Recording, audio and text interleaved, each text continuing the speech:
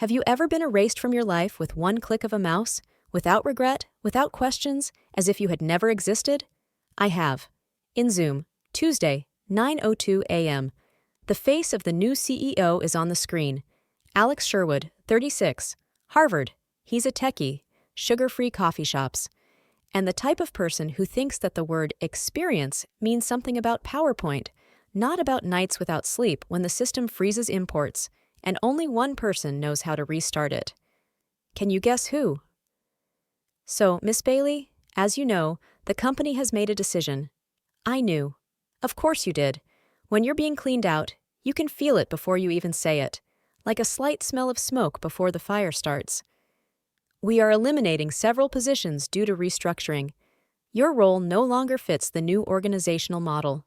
The HR director, Marcy, joined the dialogue, overly smiling, a little nervous.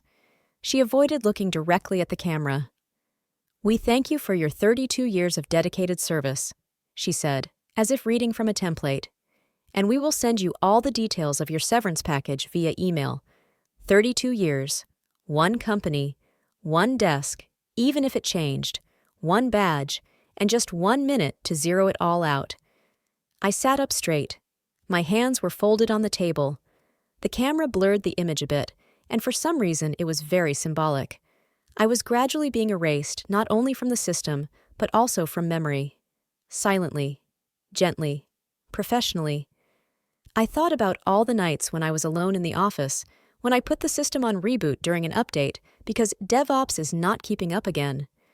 I remembered manually scrubbing client reports after an external platform went down. I saw new ones come in and leave a year later, and I stayed. And now, restructuring. "I see," I said quietly. "I wish you success with the new model. Not rudely, not angry, just final."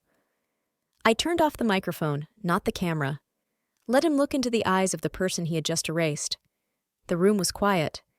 The old coffee maker in the kitchen was bubbling, the one I had been given for my 20th birthday.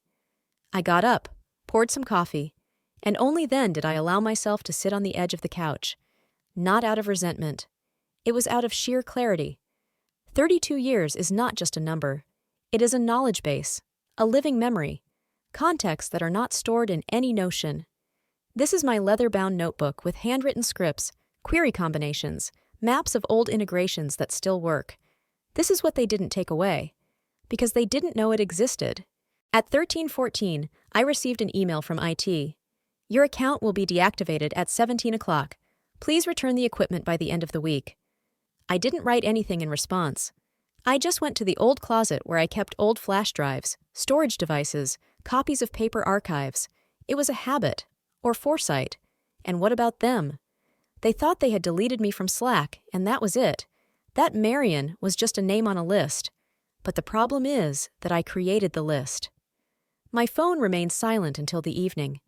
And that was the most telling thing of all. Not a single message. No, "Did you hear? How are you?" It was as if everyone had long ago decided that I was the past, just a file to be archived. But I am not a file. I am the one who wrote the instructions that everyone has now forgotten to read. And so, when it was getting dark outside, and I was sitting on the veranda with a cup of cold coffee, I allowed myself one thought. If you exclude the person who holds the system together, don't be surprised when it starts to falter. And this was only the first crack. I arrived home earlier than usual.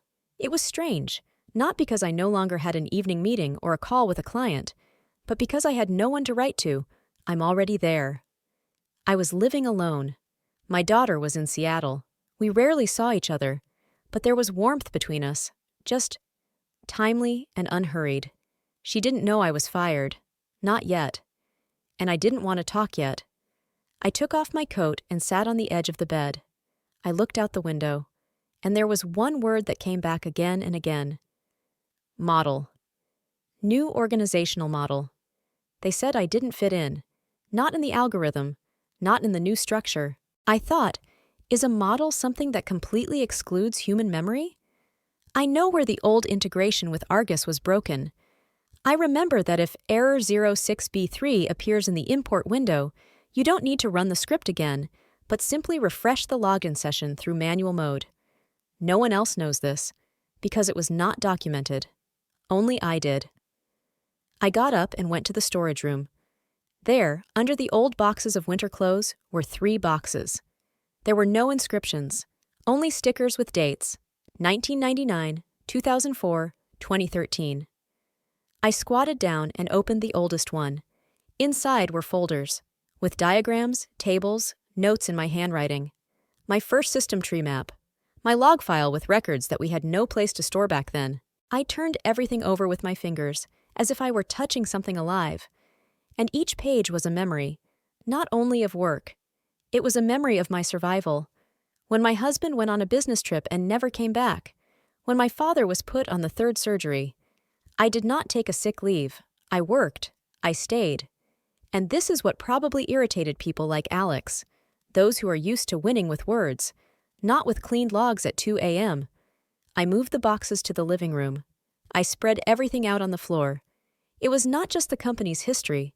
There was a map of its vulnerabilities, its connections, its logic, how it lived.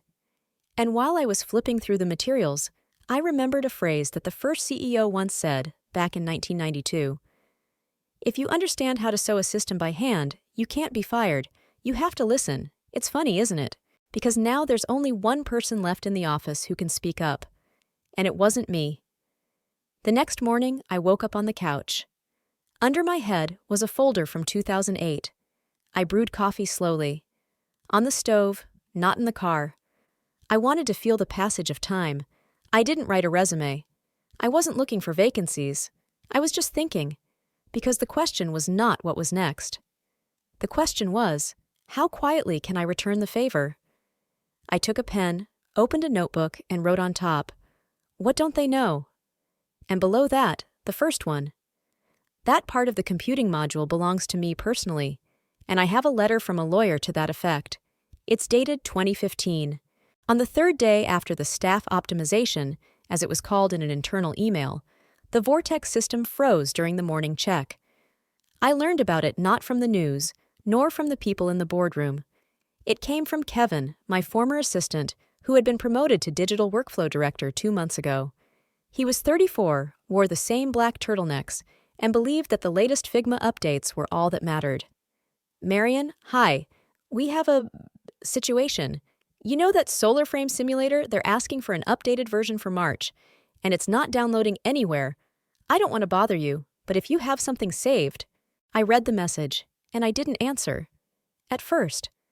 I just went down to the kitchen, put the kettle on, and as usual, took a small jar of black Tiguanyan off the shelf. It smelled like smoke and spring, like something that had survived the winter. I knew what would happen to them. In fact, I warned them. Last year, at a meeting with Alex, the same new CEO who had set himself the goal of rejuvenating strategies, I brought an analytical report that said in black and white, the simulation would not be able to handle the new amount of data without pre-catching. But then he looked at the screen, nodded, and replied, "I understand, thank you, but we are already working on simplifying the system with external consultants." And there you have it. Now the external consultants were silent, and the simulation was crashing. And not only it. The next morning, I received 2 more letters. One was from the finance department, marked urgent, and the other from the risk department.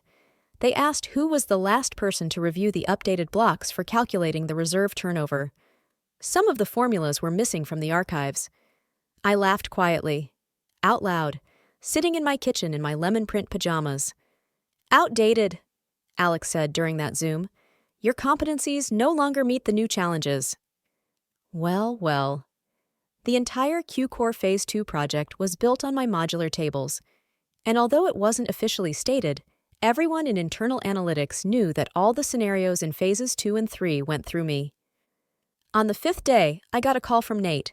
He's a senior analyst. Very carefully. "Hi, Miss Bailey. I'm sorry to bother you, but, we can't find the final draft of the project for the partners in Dubai. Do you happen to remember if you had a local copy?" I paused. "Are you sure I'm still allowed to answer?" According to the new course, I am no longer in context. "That's not true," he said quietly. "In fact, without you, everything stops. I wasn't looking for gloating. I didn't feel good to see what I had built crumble. But there was another emotion burning inside, a calm, mature strength, like snow that melts not from the sun, but from its own temperature. In the evening, I dug out an old notebook. Yellow pages, black eraser. The notes were from 2003. There was a list of all the non-standard solutions that we had once implemented temporarily, but then left behind. It was about how we implemented multi-export reports with an economist from Turkey, how I convinced the CEO not to integrate an unstable API, about how we saved $4.2 million on a logistics redesign, only because I knew that the GlideNav navigator had a bug in the 3-month update window. But that's not what the company remembered. They remembered that I keep everything in my head and am too old to automate. Yes, I kept everything in my head, because I didn't trust people who change their minds after every new podcast. On the 7th day after my release, I received a call from Porto. Not through the company, not officially. Just on my cell phone, which has never changed. Miss Bailey? It's Luis. We worked together last year on the energy cluster for the West Coast. Do you remember? I remembered. His voice and the way he confused the words integration and installation. But I allowed myself a pause. I let him speak. You promised us a test demonstration of the analytical model in March. The date was confirmed 2 weeks ago. But this morning we received an official notification that the demonstration was cancelled due to the revision of priorities. No explanation. No apologies. I was silent.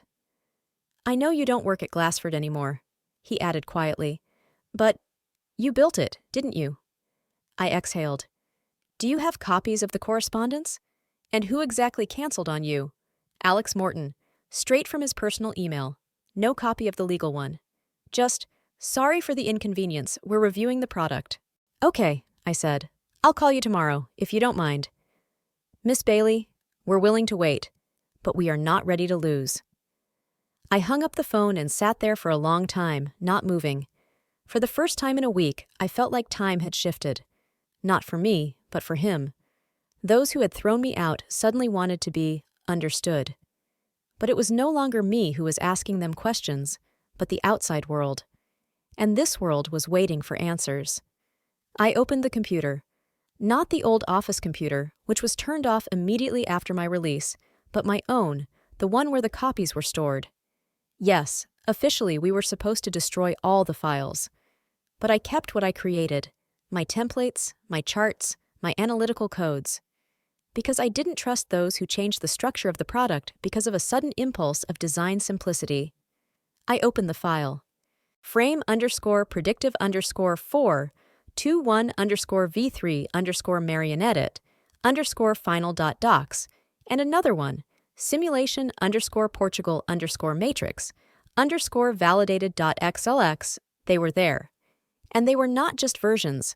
They were the only versions that worked on the full amount of data. The ones we prepared for their $12 million climate tender. The ones that Alex considered too complex to sell. I selected all of them and moved them to a new folder. Relevant.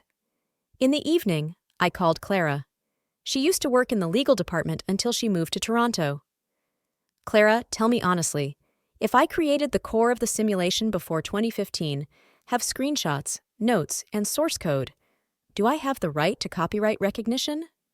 Yes, especially if the code was not part of the job description, but an additional development. Do you have anything signed? I have a draft with my name on it, and a letter from the CTO where he wrote, "It's informal, but you're a genius." Screenshots, and put a password on all the files. This will be your field. I smiled. The field was already starting to move. It's always been loud at Glasford Solutions. Calls, meetings, backlinks, relocates, streamlines. These words came from all sides, like the music of a restless office. But now there is complete silence. No Slack posts, no new announcements. Even the internal newsletter, Glasford Weekly, which used to arrive on Tuesdays at 10 o'clock, was not published. I knew that sound. It's not peace. It's fear. And when a company becomes silent, it means that someone is hiding something or cannot say anything. Meanwhile, I opened folder after folder. Copies of emails, printouts of concepts, screenshots with comments, everything we had created over the years, and so carelessly classified as unnecessary legacy. And what's interesting is that every document, every diagram had one thing: my initials at the bottom. Not always in the title, but in working titles, in versions. For example, model_Azure_V7_MB_recalc. I checked the structure of the databases used to forecast costs in energy projects. And I immediately saw why the system crashed. The script that ran the calculations was tied to my cloud authorization. Not officially. It just happened. In the last phase of deployment, we did not have time to transfer control. I warned about it. I wrote to the technical channel. I was ignored. And now the system hasn't been updated for 5 days. Forecasts have stopped. The algorithm was stuck on the value, last week's status. I took a screenshot. Refresh failed. Insufficient privileges. Marion, is that you? Anya from the DevOps team wrote to me on Telegram. I know you're no longer with us, but we can't reconnect with Predictive Core. The guys say it was connected to your account. I didn't answer right away. We've been without data for 2 days now. Alex can't explain anything to the clients. This is not an official request. It's just, if you know what to do, tell me. Please. I minimized the screen and got up from my desk. I made myself some tea and came back. Anya, check the devlog for December 11th. There should be a note about a temporary integration with my API. I did it myself, and it clearly says that the transfer of authority is not complete. Additional authorization is required. She responded instantly. Do you still remember that? I don't forget. Meanwhile, the internal Glasford portal has been undergoing repairs. Access to documentation is limited. Some pages are temporarily unavailable. The Slack channel, Project Diagnostics, has been silent for half a day, and an encrypted post appeared in client care. All external requests for information should be redirected through legal for now. They did not know what they had lost, but they were beginning to suspect. This email could have gotten lost among promotional mailings, spammy new tool announcements, or updates about changes to the privacy policy. But it didn't, because the subject line was too simple to miss. Sundrix? In-person follow-up? I didn't click it right away. I just looked at it. The subject line, the sender's name, and the date. When I did open it, I read it twice. Marion, I hope this letter puts you at ease. There has been some misunderstanding on our part. The last demonstration did not take place as expected. We were informed that the architect of the solution is no longer available. We are still interested. If you are open to an informal coffee, we would appreciate it. Just to talk. No pressure. Best regards, Tom Elliott, Head of Strategy, Sundrix Group Sundrix. The company that was about to sign an $8.5 million deal with Glasford. A deal that I was preparing personally. The architecture I designed from scratch. With all the integrations, API accesses, technical workarounds. Each of the technical files that I now kept on my external disk had my name on it, not as a formality, but as the author. And then there's Tom. He writes to me directly. No congratulations in honor of my retirement. No delicacy about your new status. Just coffee? I didn't answer right away. I went to my Sundrix notes. I reviewed the array structures, screenshots of draft models, tables for redirecting data between platforms, labels modified by Marion B, dates, times, and most importantly, 3 of the 6 modules that became the basis for their future deployment were based on my prototypes. Glasford may have tried to misappropriate the results, but the names in the versions were not erased, and this is important. On Friday, I didn't wear a suit, and not a coat with insignia. A dark blue short-sleeve shirt, calm, professional, the same one I wore when I first negotiated a $1 million contract and in which people still listened to me. The coffee shop on Richmond Street was empty. Tom was already waiting. In jeans, without a laptop. No delegation. No security. This meant one thing. He hadn't come as a corporate representative, but as a person who wants to hear the truth. I'm glad you came, he said, standing up. So am I replied. But let me tell you right away. I don't work for Glasford. I'm not talking about them, he said. I'm talking about you. The conversation lasted 40 minutes. No politics, no curtsies. He showed me a draft of the agreement that was never signed, a list of questions that no one could answer. And he confessed, "We were told that you were unavailable, but we didn't believe it. Do you remember the catching structure of vTracer?" I nodded. "And how did we remove the duplication after the optimization failed in the fourth cycle?" I smiled. "I rewrote the ETL process manually because auto-optimization was breaking the entire structure. I remember." He took a sip of coffee. "If I want to work not with Glasford, I'll work with you. Is that realistic?" I didn't answer right away. I let the silence pause. Because this is not about emotions anymore, and not about resentment. This is about control. "It's real, Tom, but on my terms." When I returned home, for the first time in all this time, I didn't sit down at my old work laptop. I opened a new one, a clean one. No corporate logins, no automatic VPNs, no automatic everything is set up, don't change it. This time, I set up everything myself. I transferred the archives. Not all of them, just the ones I created myself. What did not belong to Glasford? What had never been through the legal department? Prototypes, models, drafts of system logic. Everything that was mine, as code, as an idea, as a signature on the last page. In the drawer, I found a notebook. The same one from the meeting in 2009, where the word adaptive integration was first used. And next to it was a page with people's names. People who worked not in the office, but in the shadows. Those who were carrying out critical tasks without being named in presentations. I took a pen and wrote the title, Aurelia. Not project, not system, not Glasford's answer. Just Aurelia. Something that did not require approval. Something that didn't need permission. The first person I called was Henry, a former analyst from Belgium. He left the company 3 years ago when he was denied a hybrid schedule because of low responsibility of remote workers. Then he silently closed the dashboards and left. But I remembered that most of the reports that the manager still boasted about were his work. "Marion?" I heard a voice on WhatsApp. "I didn't think you'd remember me." "I didn't forget you," I answered. "I have a question, and then an offer." I told him about Sundrix, about what we have and what we can create, without departments, no instructions from above, without HR saying, "This doesn't fit the company's culture." Henri was silent for a few seconds, and then he asked, "Will it be independent?" "Completely," I said, "but without illusions. This is a job, with responsibility, with a rate, with public protection of authorship, but without slavery."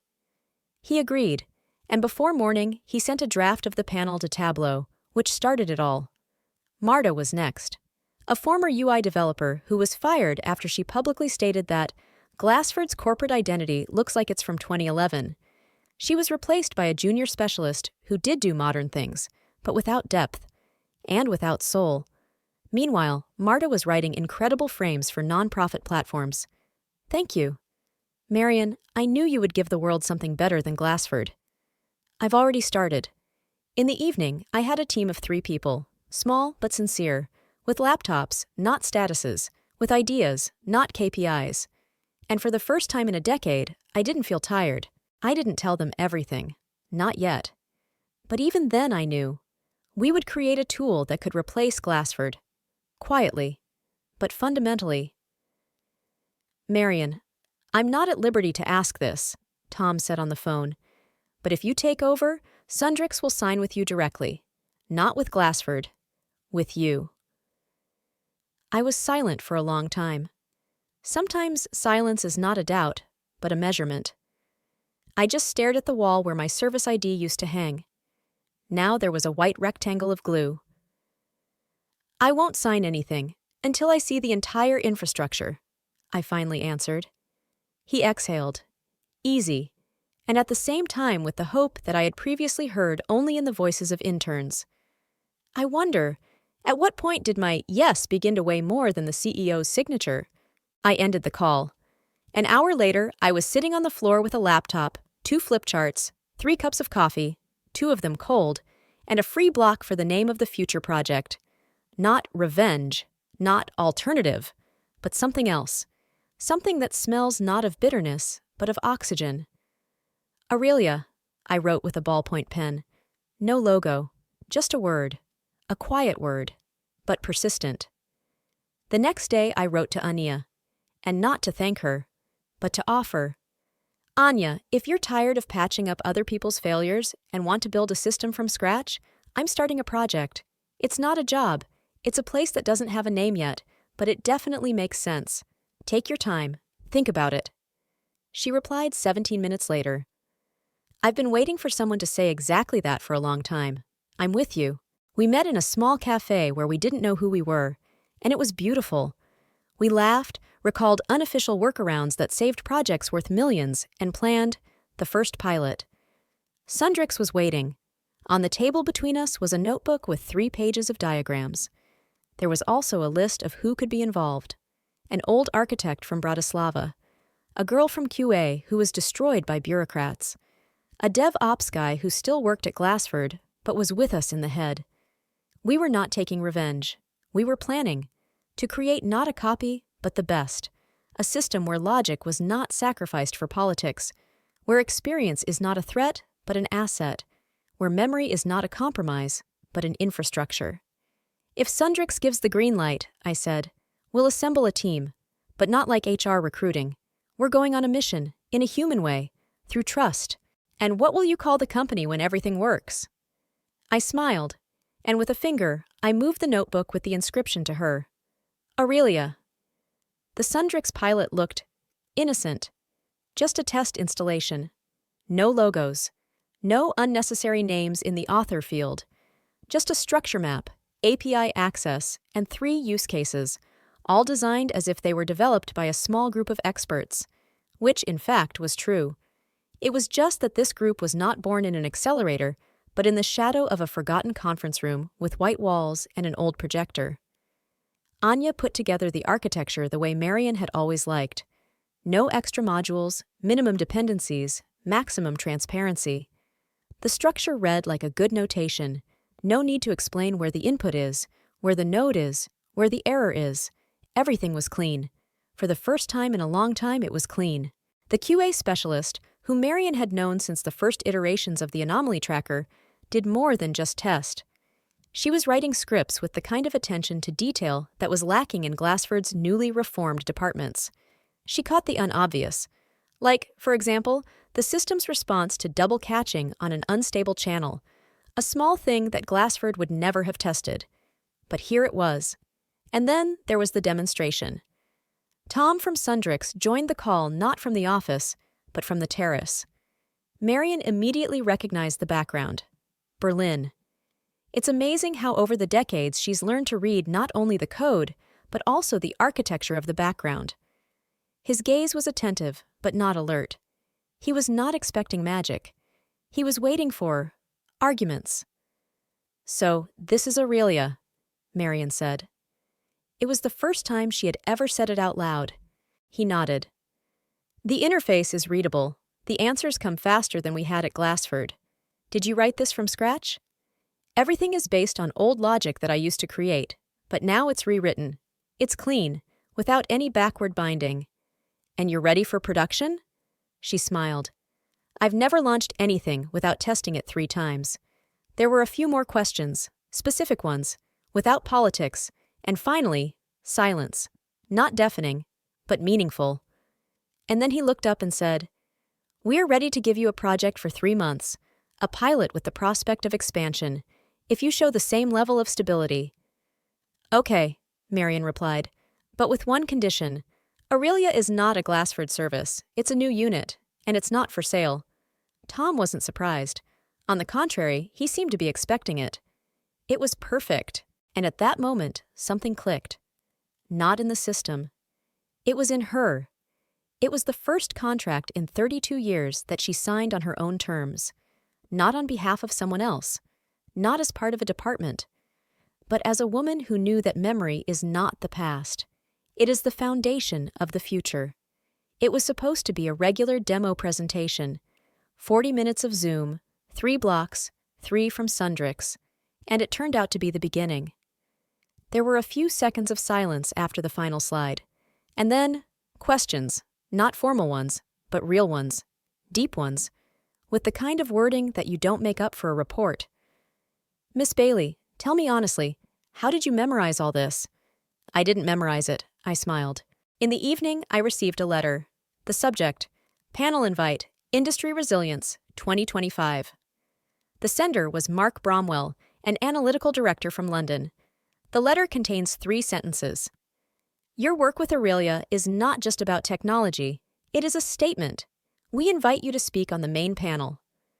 I read it, and the first thing I thought was not, "What an honor." A.